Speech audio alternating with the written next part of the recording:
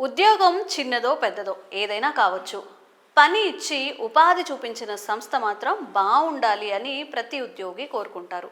కానీ కొందరు మాత్రం అన్నం పెట్టిన సంస్థకే సున్నం పెట్టాలని కుట్ర చేస్తూ ఉంటారు. అలాంటి కన్నింగ్ ఉద్యోగుల చేతిలో ప్రముఖ ఈ-కామర్స్ సంస్థ అమెజాన్లో భారీగా మోసపోయినట్లు తెలుస్తోంది.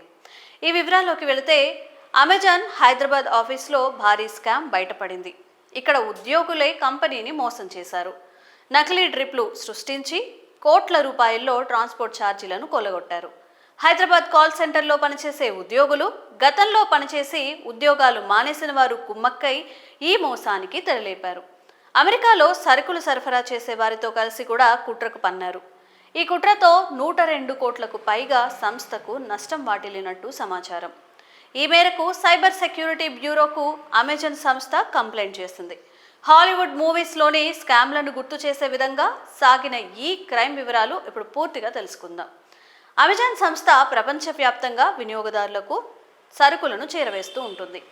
కావలసిన వస్తువులు ఆర్డర్ పెట్టుకుంటే ఇంటికే డెలివరీ చేస్తుంది. అమెజాన్ యాప్లో కస్టమర్ వస్తువు ఆర్డర్ పెట్టిన తర్వాత ఆ వస్తువులను సమీపంలోని గోదాముకు, అక్కడి నుంచి కస్టమర్ ఉన్న ప్రాంతాల్లోని మరో గోడౌన్కు, అక్కడి నుంచి కస్టమర్ అడ్రస్కు డెలివరీ చేస్తారు.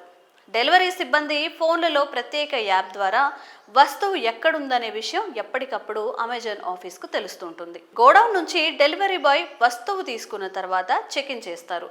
ఆ వస్తువును కస్టమర్కు అందజేసిన తర్వాత చెక్అవుట్ చేస్తూ ఉంటారు. డెలివరీ బాయ్ జీపీఎస్ ఆధారంగా దీన్ని పర్యవేక్షిస్తూ ఉంటారు.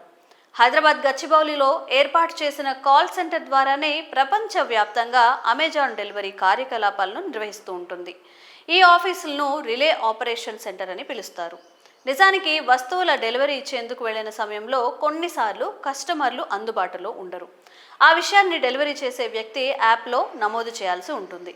దీన్నే రిలే సెంటర్లో ఉన్నవారు కన్ఫర్మ్ చేసి కస్టమర్కి మెసేజ్ పంపుతారు. వస్తువు డెలివరీ చేసేందుకు ఎంత దూరం వెళ్లారో లెక్కించి అందుకైన ట్రాన్స్పోర్ట్ ఛార్జీలను అమెజాన్ డెలివరీ సంస్థకు చెల్లిస్తోంది.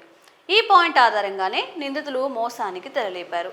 హైదరాబాద్ రిలే ఆపరేషన్ సెంటర్లో పనిచేసే కొందరు ఉద్యోగులు గతంలో పనిచేసిన వారితో కుమ్మక్కై స్కామ్కు తెరలేపారు. సరుకులు డెలివరీకి వెళ్లకుండానే వెళ్లినట్టు యాప్లో ఫేక్ ట్రాన్స్పోర్ట్ ట్రిప్లను నమోదు చేయించారు.